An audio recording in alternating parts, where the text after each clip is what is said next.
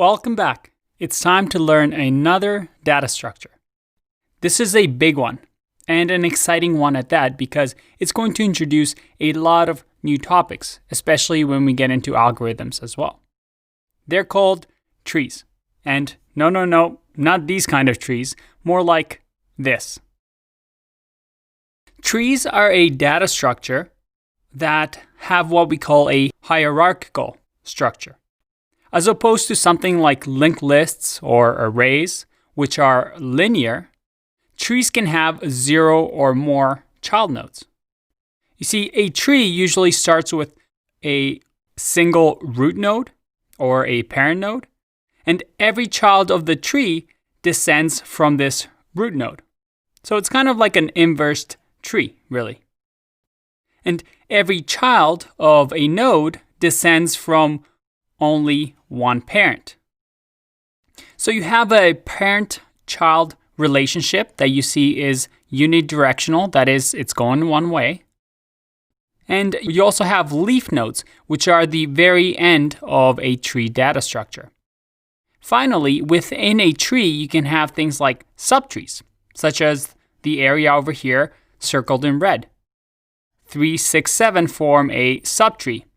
And tree data structures are very important because you work with them every day. If we go to twitter.com or any website for that matter, and we open the developer tools, just like I did here, if I go to the Elements tab, you see our web pages are created by something called the DOM, or the Document Object Model. And this is a tree data structure. It doesn't look like a tree that I just showed you, but the browser is just making it look nice. But underneath it, we have head and body that are children of the HTML tag. Inside the body, we have all these children. And inside these children, we have more children, and they're all connected hierarchically to one another. I'm sure everybody has tried to play chess online versus a computer.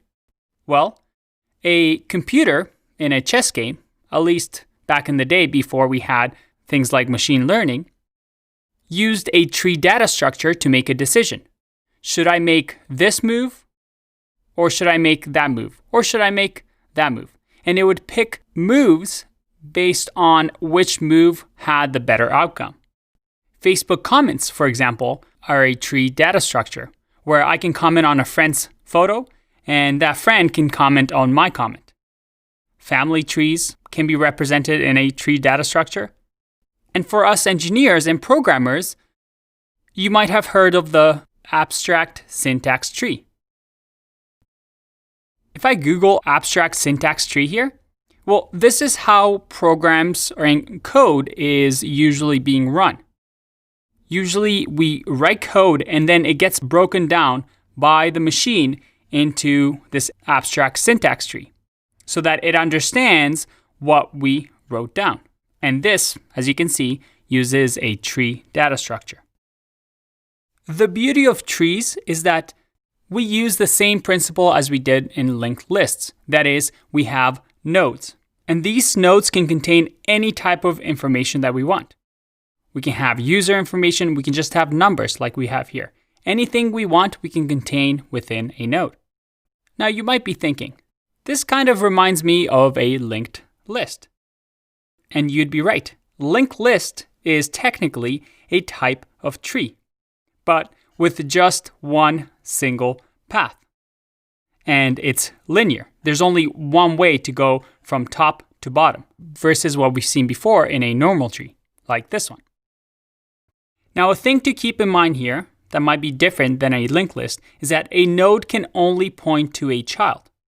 As you can see, all the arrows point down. There's always one entry point, which is the root, but nodes don't really have to reference their parent. Now, just like in real life, there are many types of tree data structures that we can have. And if you go to Wikipedia and you look for all the tree data structures, it's going to, well, intimidate you, that's for sure. because look how many different types of trees we have. Just like in real life, how we have all these different types of trees, there's different types of trees that we can have for a specific use case. But don't get overwhelmed. In this course, we're going to go over the main ones that get used, I would say, 90% of the time, and the ones that you're most likely going to encounter during an interview. Because at the end of the day, once you understand what a tree data structure is like, how to create it, how to perhaps use some actions on it, then all the other trees that you saw are just minor alterations to what we know.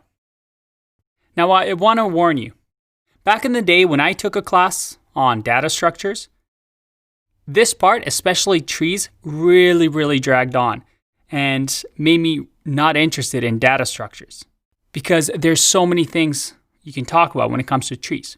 I'm going to try and keep you engaged to the best of my ability and try and be efficient through this section and show you the important aspects that you need to know for an interview and to lay the foundation, not to teach you every single tree that there is, which is not going to benefit you. With that in mind, I'll see you in the next video. Bye-bye.